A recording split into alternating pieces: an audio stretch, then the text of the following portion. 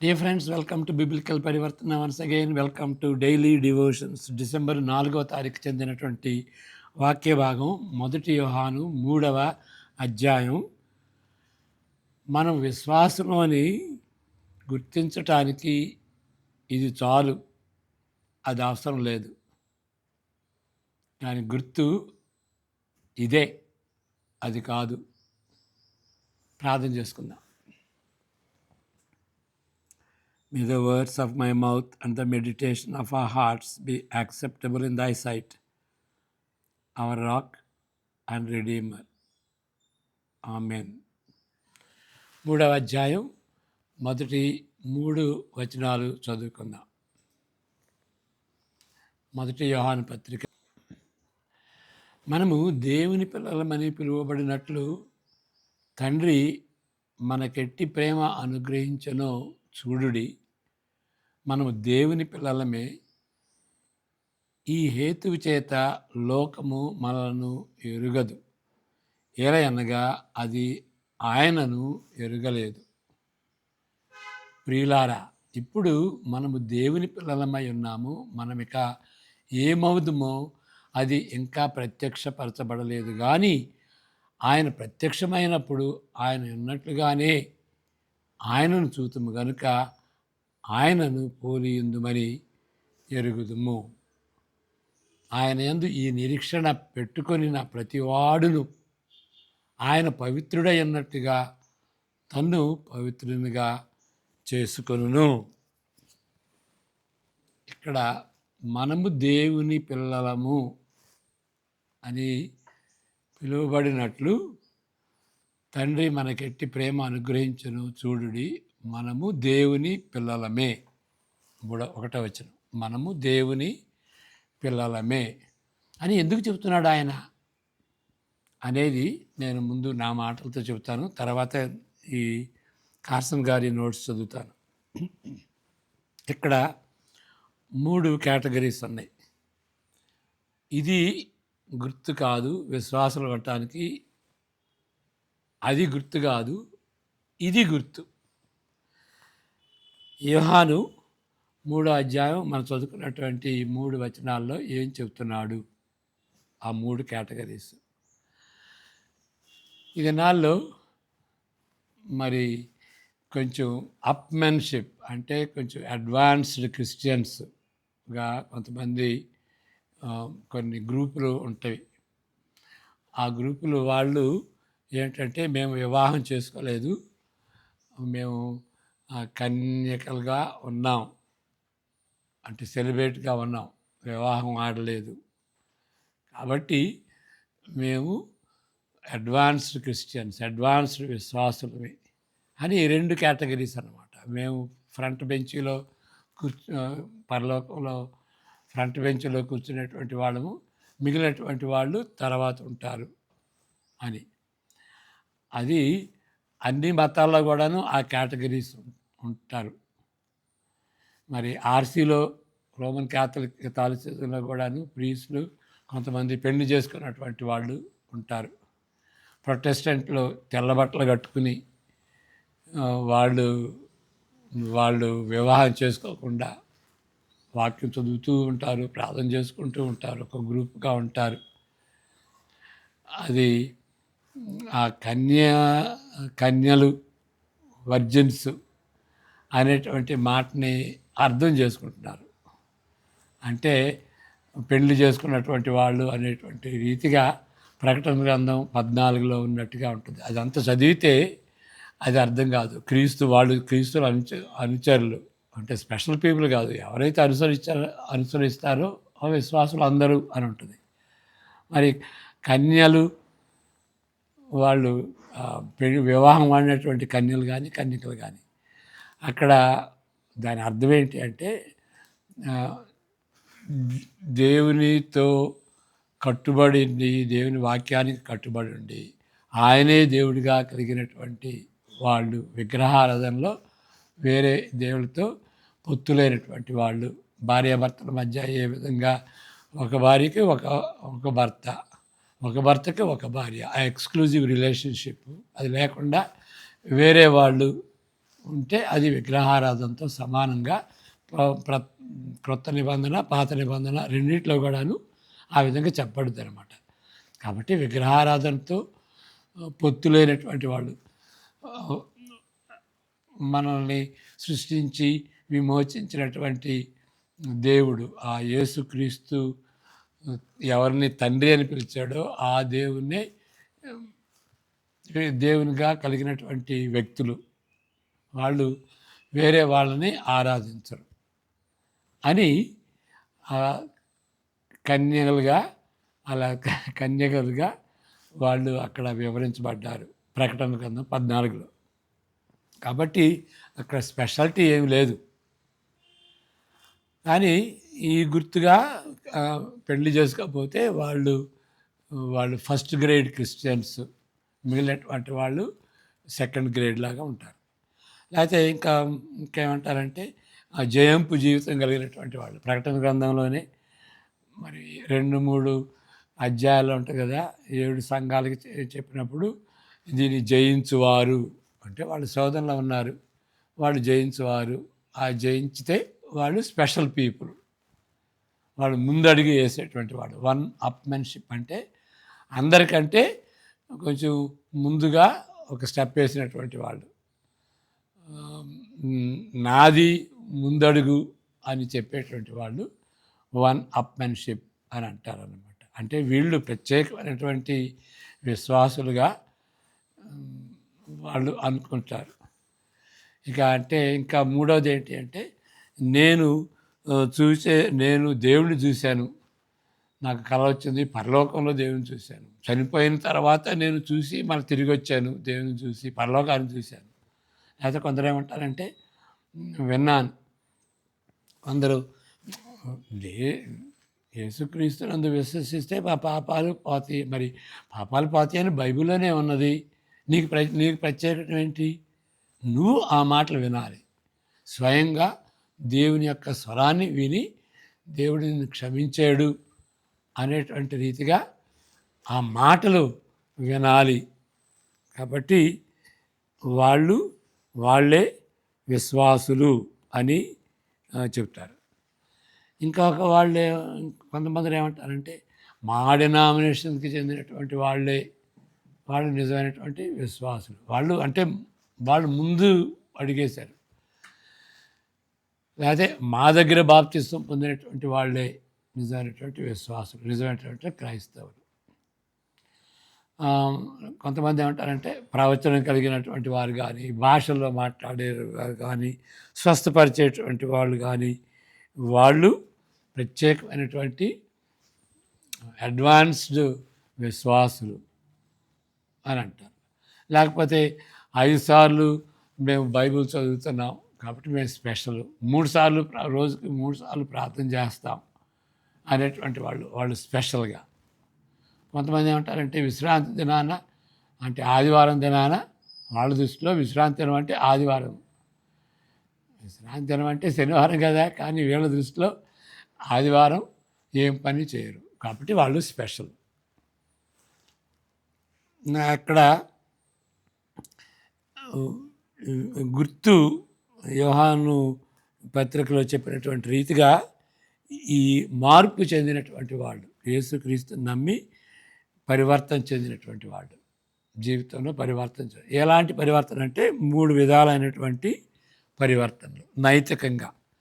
నైతిక అంటే వాళ్ళ జీవితాలు మారినాయి, నీతివంతంగా జీవిస్తారు, నీతి న్యాయాలతో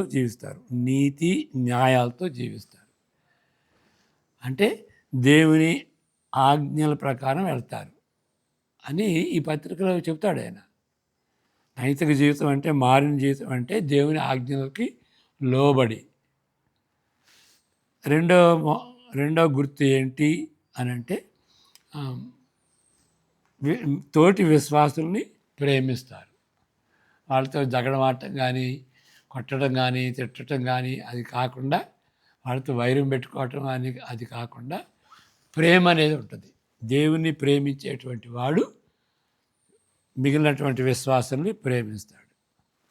తర్వాత ఇంకా థియలాజికల్గా ఏంటి అని అంటే యేసుక్రీస్తు ఎవరు అంటే దేవుడు మానవుడిగా వచ్చాడు, 100% దేవుడు, 100% మనిషిగా వచ్చాడు అనేటువంటి థియాలజీ చాలా ముఖ్యం. ఇన్కార్నేషన్ అంటారు.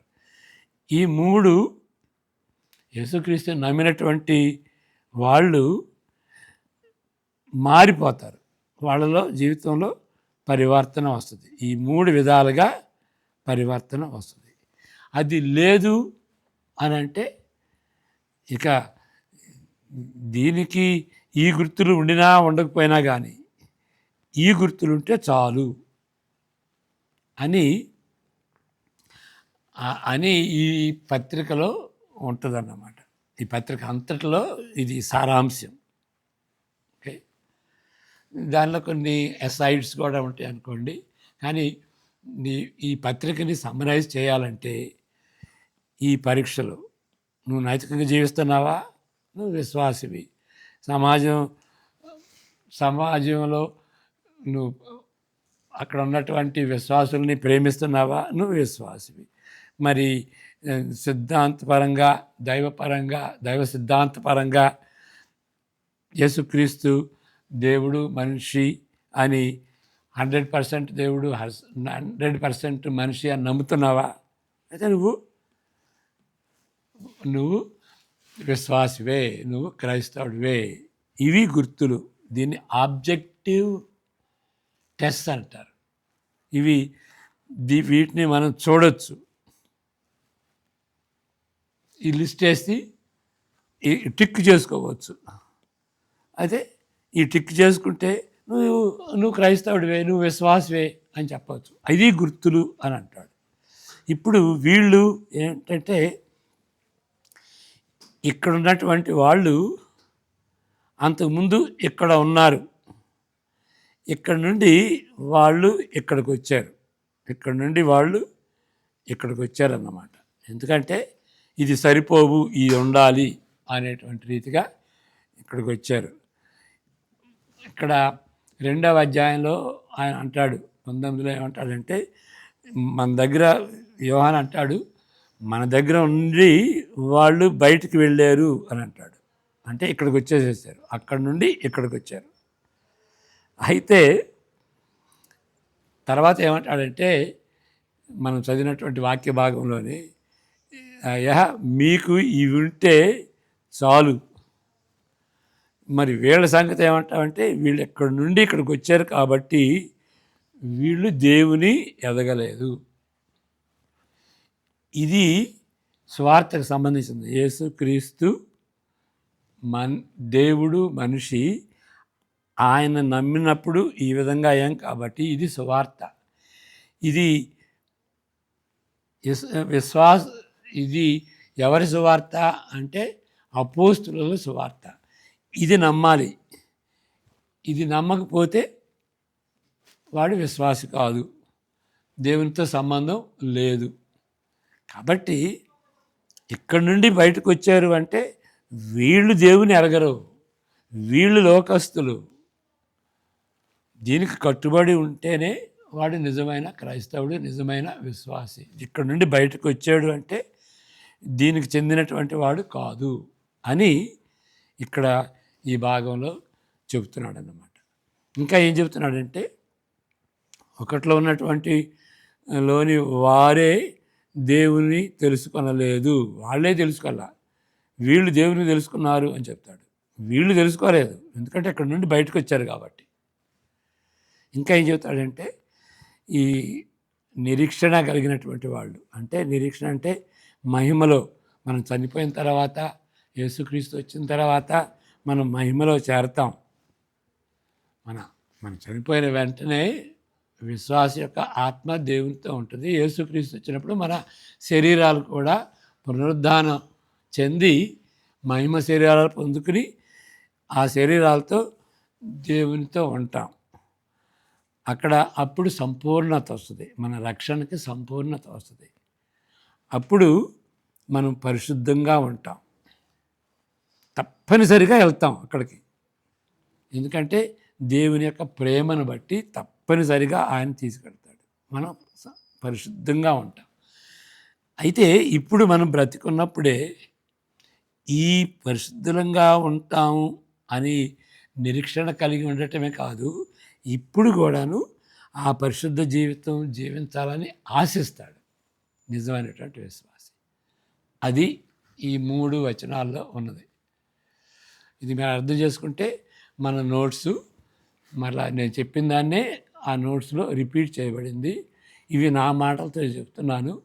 మరి కాన్సర్ గారు చెప్పినటువంటి మాటలు ఏంటి అని అంటే చదువుదాం. మనము దేవుని పిల్లలమని పిలువబడినట్లు తండ్రి మనకెట్టి ప్రేమ అనుగ్రహించును చూడుడి. 1వ వచనం చదువుతున్నాను నేను. మనము దేవుని పిల్లలమే అని ఎంఫసైజ్ చేశాడు. మనం దేవుని పిల్లలమండి, ఈ గుర్తులు కలిగినటువంటి వాళ్ళమండి, దేవుని పిల్లలమేనండి అంటాడు. ఒకప్పుడు మనమందరము లోకమునకు చెందినటువంటి వారు అందరూ. ఒక పౌలు భాషలో చెప్తే ఎఫెసీ 2:3 ఏముంటుంది? స్వభావ సిద్ధంగా దేవుని ఉగ్రతకు మనం పాత్రులమై ఉన్నాము అని చెప్తాడు. అదే అందరూ స్వభావ సిద్ధంగా అందరూ కూడాను లోకానికి చెందినటువంటి వారము, దేవుని ఉగ్రతకు పాత్రులమైనటువంటి వారు. ఈ విధంగా రూపాంతరం చెందినటువంటి వాళ్ళు, ఈ విధంగా రూపాంతరం చెందినటువంటి వాళ్ళు తండ్రి ప్రేమ ఎంతో, ఎందుకంటే తండ్రి ప్రేమను బట్టి అది సాధ్యమైంది. ఈ రూపాంతరం మరణా నుండి జీవానికి దాటాం. అలాంటి దేవుని ఉగ్రత నుండి, అది మరణం, దేవుని ఉగ్రత మరణం, దేవుని ఉగ్రత నరకం, దానికి పాత్రులైనటువంటి వాళ్ళని మనల్ని పరలోకానికి తీసుకొచ్చాడు. ఓకే, అలాంటి విధంగా ఆ విధంగా మార్పు తీసుకొచ్చాడు. రూపాంతరం చెందినటువంటి వాడు. రూపాంతరం అంటే ఇంగ్లీష్లో ఏంటి? రూపాంతరం అంటే అక్కడ పరివర్తన. రూపాంతరానికి మరొక మాట పరివర్తన. బిబ్లికల్ పరివర్తన అంటే దాని అర్థం అది జీవితం మారాలి. యేసుక్రీస్తుని నమ్మితే సరిపోదు, అది తప్పనిసరిగా మారాలి. తప్పనిసరిగా మారాలి. ఎంటైల్మెంట్ అంటారు.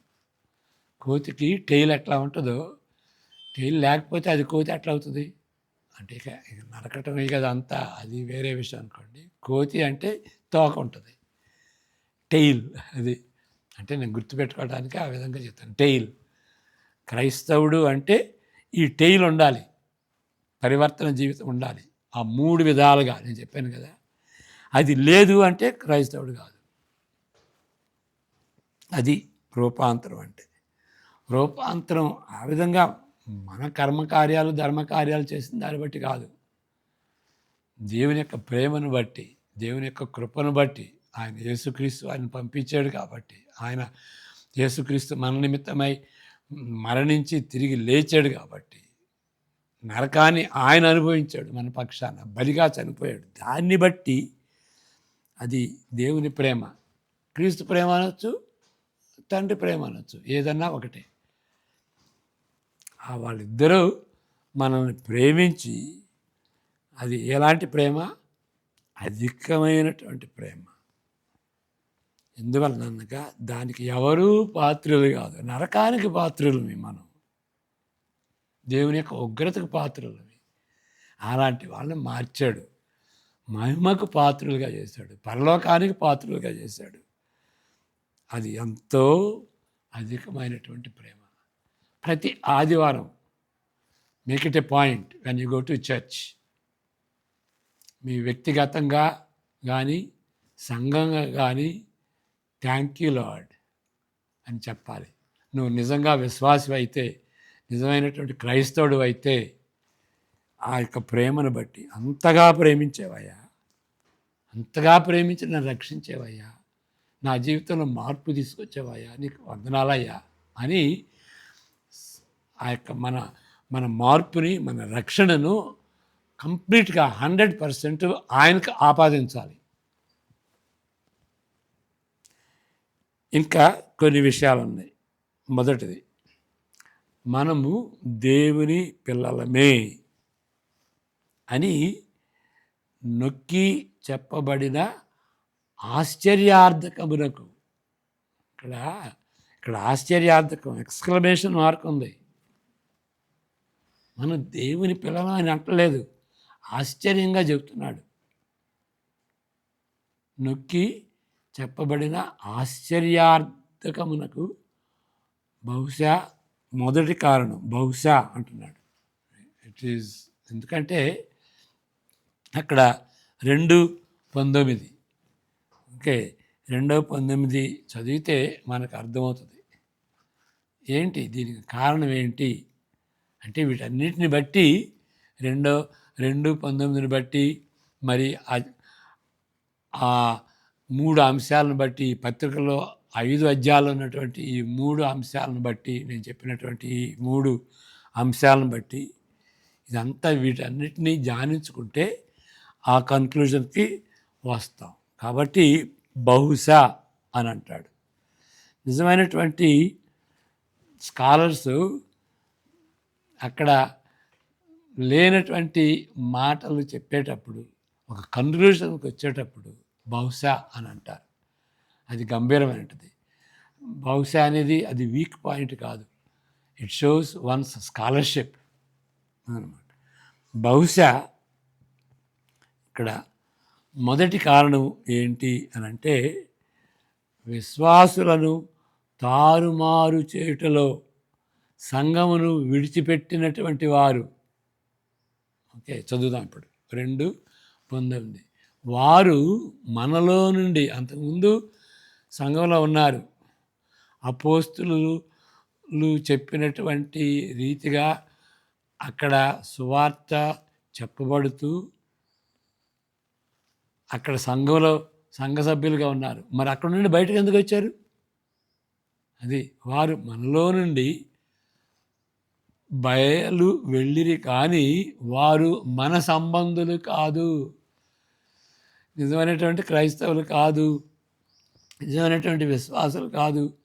విశ్వాసులైతే మనతోనే ఉండేవాళ్ళు, మనతోనే కొనసాగేటువంటి వాళ్ళు, అపోస్తులు చెప్పినటువంటి సువార్తలో కొనసాగేటువంటి వాళ్ళు మన సంబంధులు కారు. కాబట్టి ఏదో ముందున్నారు, ముందు మనకెత్తారు, ఇబ్బందులు వచ్చేటప్పటికి వెళ్ళిపోయారు. వారు మన సంబంధులైతే మనతో కూడా నిలిచి ఉందరు. అయితే వారందరూ మన సంబంధాలు కారని ప్రత్యక్షపరచబడినట్లు వారు బయటికి వెళ్ళింది. చాలా ముఖ్యమైనటువంటి విషయాలండి ఇవి. అంటే మన జీవితాంతం వరకు సువార్తకు కట్టుబడి ఉండాలి. బైబిలులో చెప్పబడినటువంటి సువార్తకు కట్టుబడి ఉండాలి. యేసుక్రీస్తు ఎడల విశ్వాసం కలిగి చివరి వరకు ఉండాలి. మధ్యలో పోయాడు అని అంటే ఇబ్బందిని బట్టి మొదట నటించాడు అని అర్థం చేసుకోవాలి. బట్ మనకు తెలుసు, నిజంగా మారావా, నిజంగా దేవుని ప్రేమిస్తున్నావా, మన కొరకు చనిపోయినటువంటి యేసుక్రీస్తు నిమిత్తమై మన ప్రాణం కూడా అర్పించగలవా? నిజమైనటువంటి విశ్వాసం అయితే అట్లాగే హతసాక్షిగా ఉండటానికి ఆయన జంకడు. అది కాబట్టి వాళ్ళు తారుమారు చేటులో సంఘమును విడిచిపెట్టిన వారు, వాళ్ళు నిపుణులు. దేనిలో నిపుణులు? విశ్వాసులను తారుమారు చేయటంలో నిపుణులు. వాళ్ళు విశ్వాసులు కాదని వాళ్ళు మీరు విశ్వాసులు కాదయ్యా అని నైపుణ్యత కలిగి వారి రక్షణను షేకప్ చేసేసారు. ఈ పత్రిక ఎందుకు వ్రాయబడింది అంటే, అరే మీరు ఎందుకు షేకప్ అవటం? మీ విశ్వాసంలో ఈ 3 ఉన్నాయి కదా మీకు, కాబట్టి మీరు తప్పనిసరిగా మీరు విశ్వాసులే. అసలు పత్రిక ఎందుకు రాయబడింది చదవండి. ఇంకొక వచనం 5:13 మొదటి యోహాను పత్రిక 5వ అధ్యాయం 13వ వచనం. అసలు ఎందుకు ఈ పత్రిక వ్రాయబడిందో చెప్తాడు. సువార్త ఎందుకు వ్రాయబడిందంటే యేసుక్రీస్తుని గురించి వాళ్ళు తెలుసుకుని యేసుక్రీస్తుని నమ్మినట్లుగా అది వ్రాయబడింది. ఇక్కడ ఏమంటాడు చూడండి, ఆయన బట్టి మనకు కలిగిన వీళ్ళు విశ్వాసులకు రాస్తున్నాడు ఈ పత్రిక.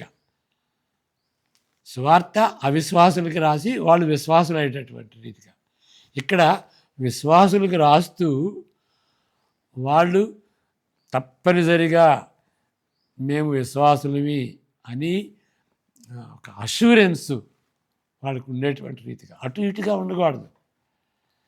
లేదు, ఇప్పుడు నాకు రిజర్వ్డ్ సీట్ ఉందండి, నేను వెయిటింగ్ లిస్ట్లో లేను, లేకపోతే ఆర్ఏసీలో లేను అనేటువంటిది కాదు.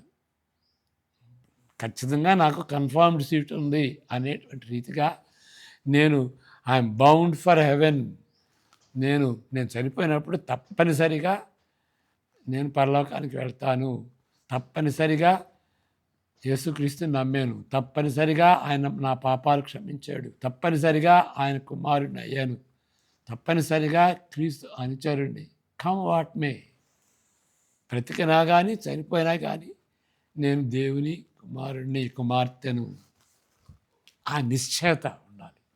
లేకపోతే క్రైస్తవత్వంలో సంతోషం ఉండదు, పోరాటం ఉండదు, విజయం ఉండదు.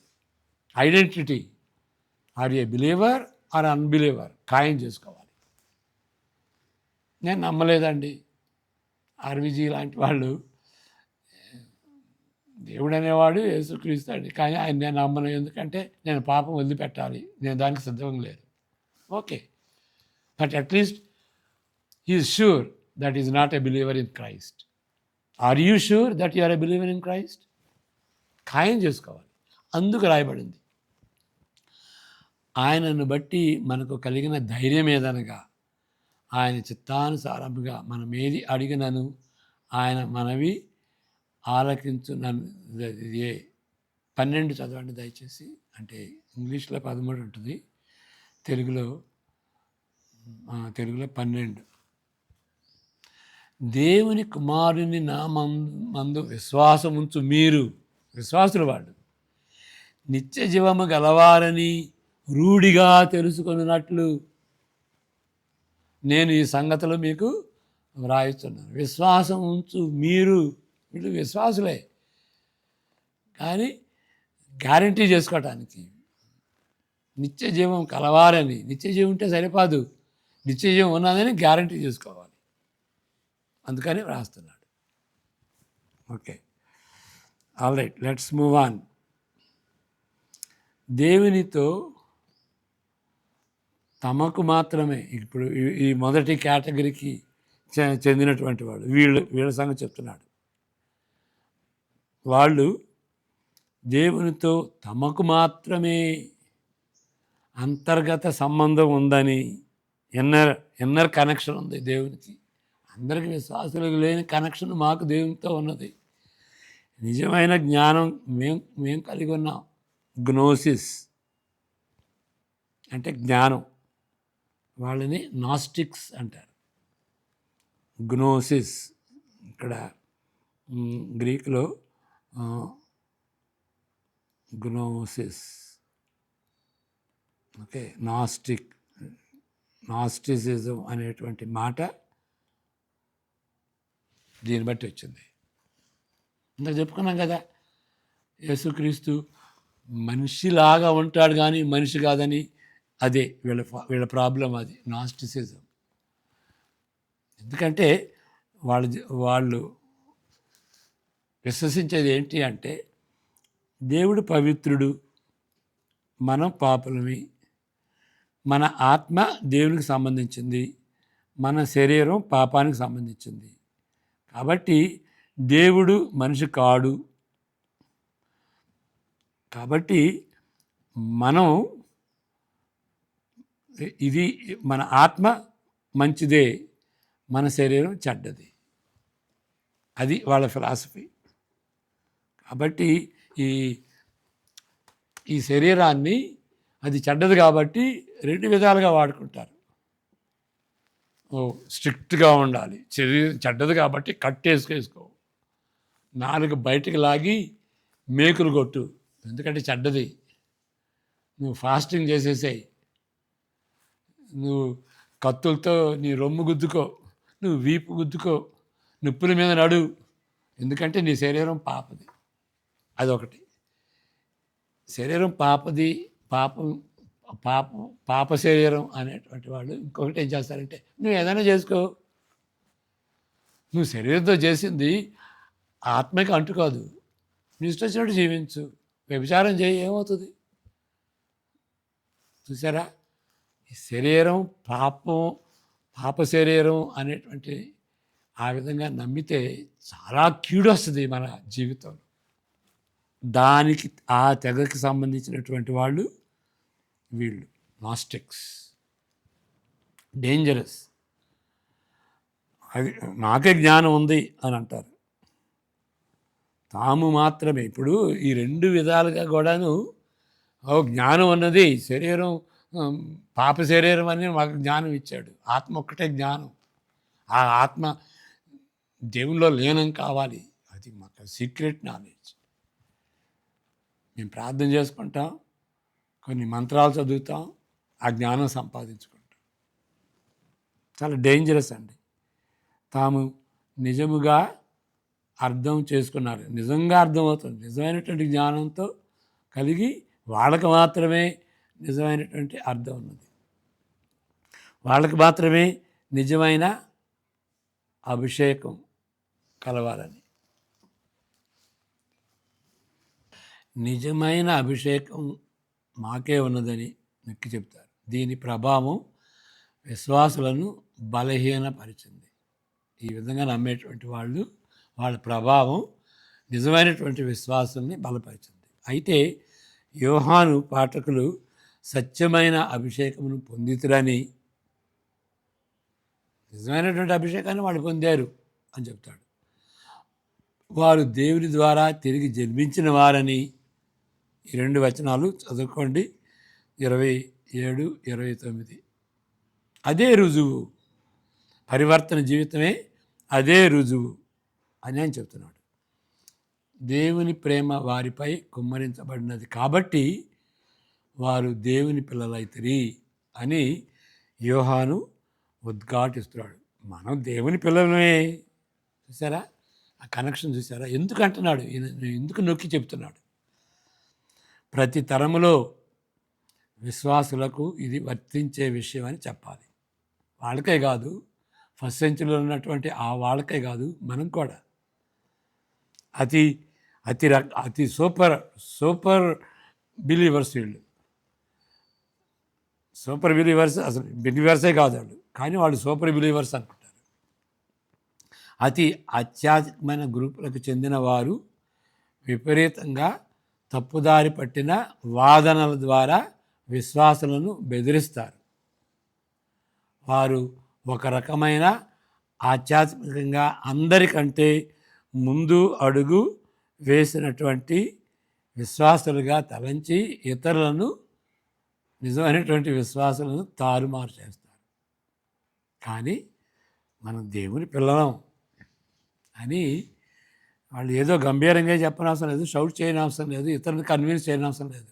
నెమ్మదిగా క్వైట్గా వాళ్ళు నిర్ధారణ చేసుకుంటారు, నేను బిలీవర్ని, ఎందుకంటే ఈ 3 ఉన్నాయి కాబట్టి.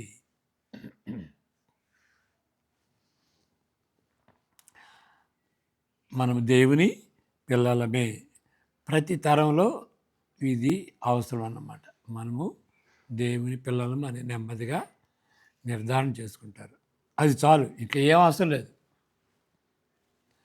ఇతరులు ఈ వాస్తవాన్ని గుర్తించకపోతే వారే దేవుని ఎరుగనటువంటి వాళ్ళు అని రుజువు అవుతుంది. రెండవ విషయం, మనము ఇప్పుడు దీన్ని క్రిస్టియన్ నిరీక్షణ అంటారు. క్రైస్తవ నిరీక్షణ ఏంటంటే 3, 2. మనం ఏమై ఉంటామో ఇప్పటికి మనకు తెలుసు, మన దేవుని పిల్లలు అని. మనం ఏమై ఉండబోతున్నామో అనేది తెలియదు, మనకు కూడా తెలియదు.